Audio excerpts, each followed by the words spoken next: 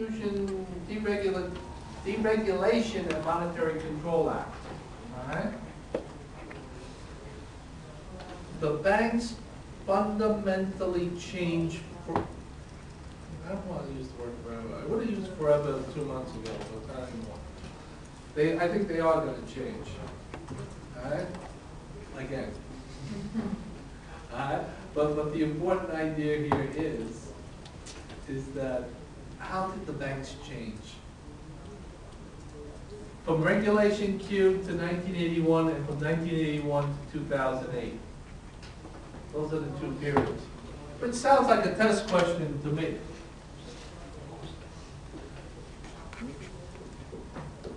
Sounds like, are we playing charades?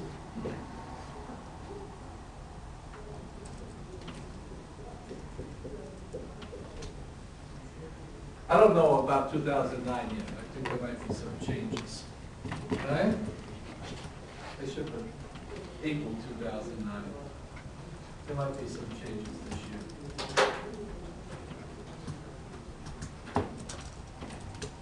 So how does this change the way a bank operates? Let's start with Regulation Q. This period, how does the bank change? In other words, the banks rely quite a bit on this, right? About 92% is this. Why 92%? Why not 42 and put more here? You're Citibank. No, there's no law that says this has to be 92. You can always use more equity. You can always use more bonds.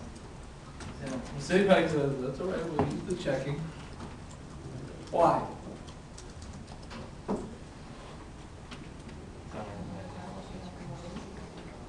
The more equity you have and the more bonds you have, you can do make more loans. Because checking is free. You don't pay interest, right? I would love to pay you interest. These damn government bureaucrats, they tell me I can't do it. But you know me, I would give it to you if I could, right? Be okay with this? It's free. It's the cheapest way to get money. So that's what they want. They max it out because that's the cheapest, right? So how do you get more of this?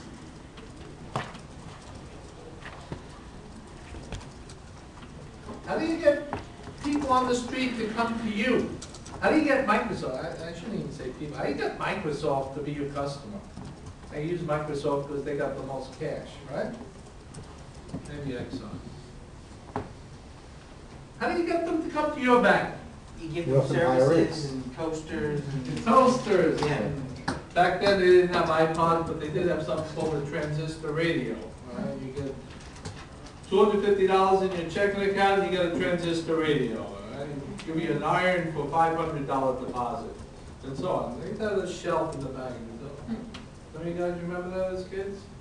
I kind of remember it. So what would you have to do?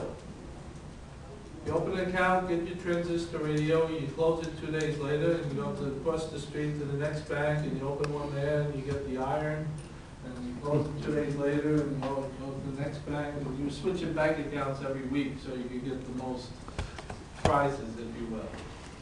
That works for retail, but it doesn't work for Microsoft. All right? So how do you get Microsoft? The answer is you can't. There's no way you can entice a big corporation to do business with you because you couldn't offer them anything. It was the luck of the draw who Microsoft decided to do their checking with. Presumably it would be the one that provides the best service, right? But nobody could pay them interest. In other words, this was capped, right? This was capped. So being that this was capped, they had to find the best assets they could, given the fact that they couldn't have everything. They had to ration their assets, in other words. And so what kind of assets were rationed?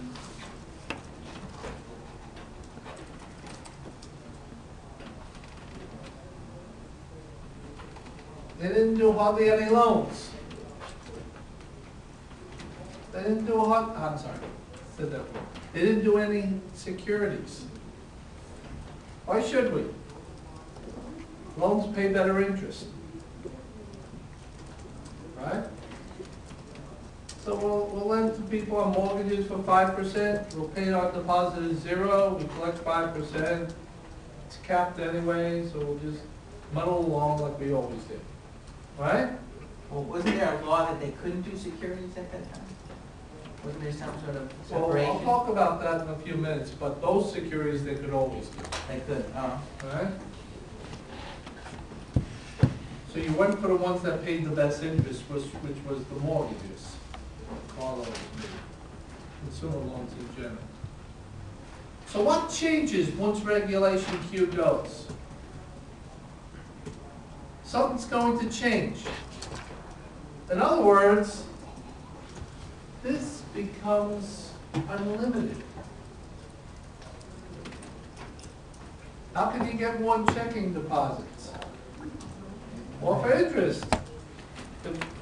If Bank of America is offering 3, we'll offer 4. HSBC is offering 4, we'll offer 5, if we want more money. So what had to be rationed now? What had to be rationed?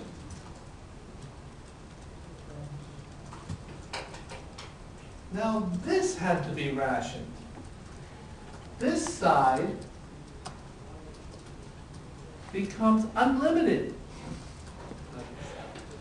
Right? In other words, I'm going to find as many people I can do business with as I can, and once I find them, then I'll just change my interest rates on checking and savings until I get enough money to fund what it is that I want to do. Everybody understand? Sure. I'm going to find as many people to lend out money to as I possibly can. And once I do, Oh, I just make a point less on the. I'll just adjust my interest rate on checking until that money flows in. So what do you mean by ration? Well, ration in the sense that this is the part that becomes limited. Because there will reach a point where the people say, I don't want to borrow money, right? Hard to believe, but that does happen, right? I got 16 credit cards, I don't want the 17th, you know, this kind of thing, right? I got 3 mortgages, I don't need another one, it's enough now, right? So you do find as many asset opportunities as you could, but that becomes the limit to how big a bank you're gonna be. But the limit came on this side. Previously, it came on this side, because I couldn't get more people to open deposits with me anytime I felt like it, because the interest rates were capped.